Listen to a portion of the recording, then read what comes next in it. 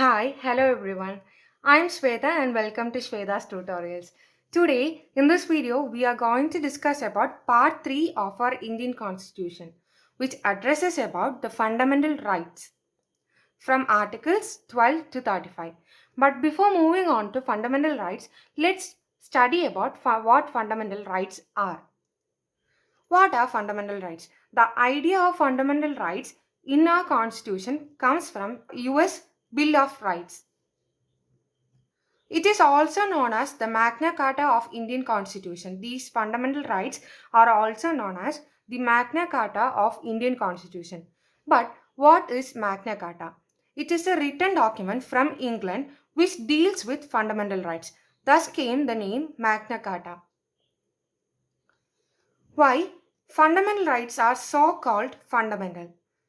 It is because fundamental rights helps in all-round development of a citizen and also helps in the existence of a citizen in a dignified manner because the state allows such provisions for the citizen to live in dignified manner. These rights are called fundamental. A very important point to note is that even though these rights are fundamental in nature, a reasonable restriction can be imposed on these fundamental rights, and it can also be suspended during emergencies. As in the case of national emergency, Article 19 is automatically suspended, and the other articles of fundamental rights can be suspended by the will of the President. But only Article 20 and Article 21 cannot be suspended during these emergencies. Originally, the Constitution had 7 fundamental rights, but now we have only 6 fundamental rights.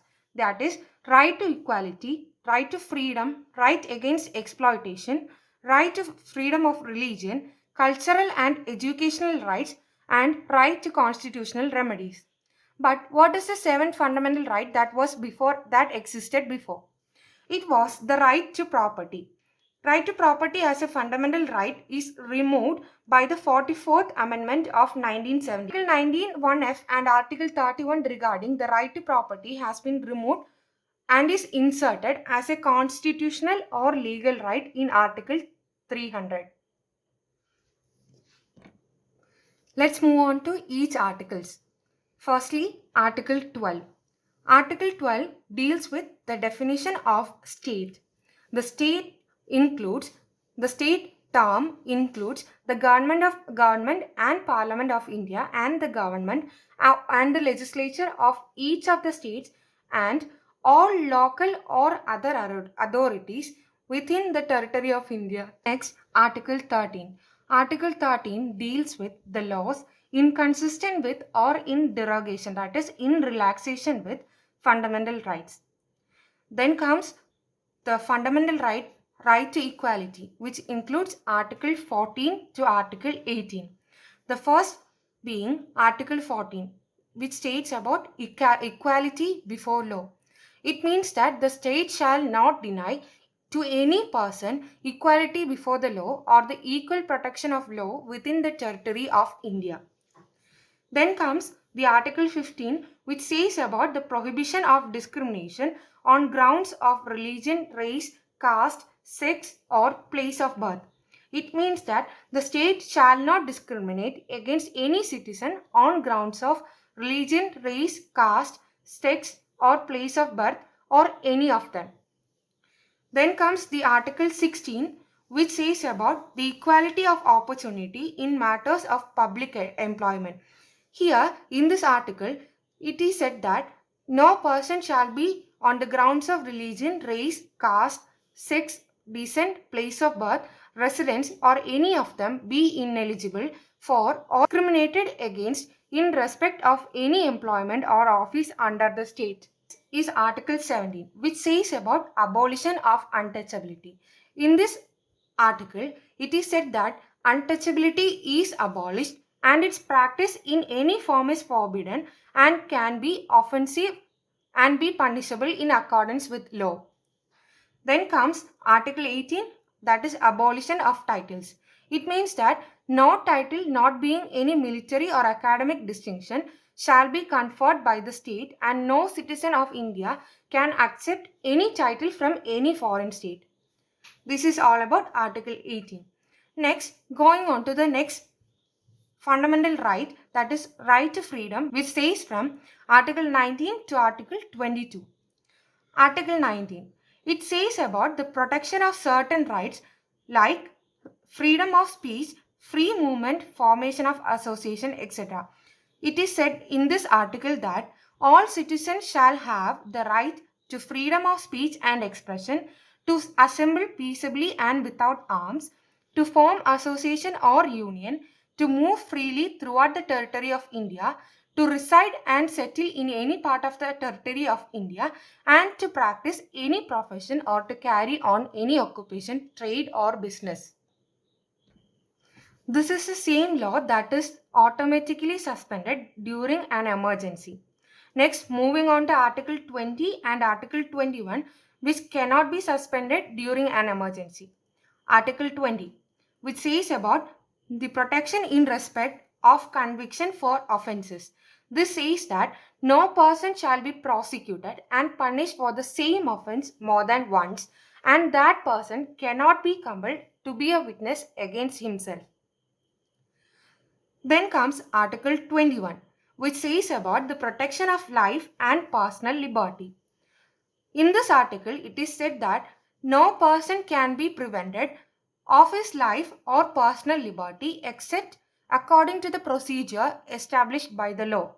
It also includes Article 21A, which says about the right to education.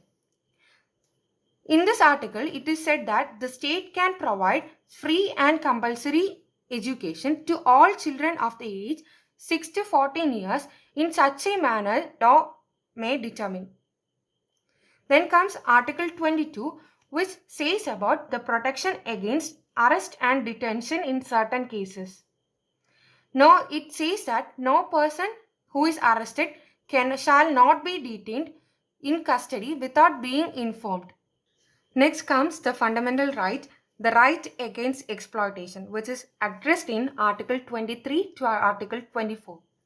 Article 23, which says about the prohibition of traffic in human beings and forced labor. In this article, it is said that the traffic in human beings and beggars and other similar forms of forced labor are prohibited and may lead to punishment in accordance with law. Then Article 24, which says about the prohibition of employment of children in factories and etc. This article says that no child below the age of 14 years shall be employed to work in any factory or mines or engage in any other hazardous employment. The next fundamental right, right to freedom of religion, which is addressed in Article 25 to Article 28. Article 25, which says about the freedom of conscience and free profession, practice, and propagation of religion.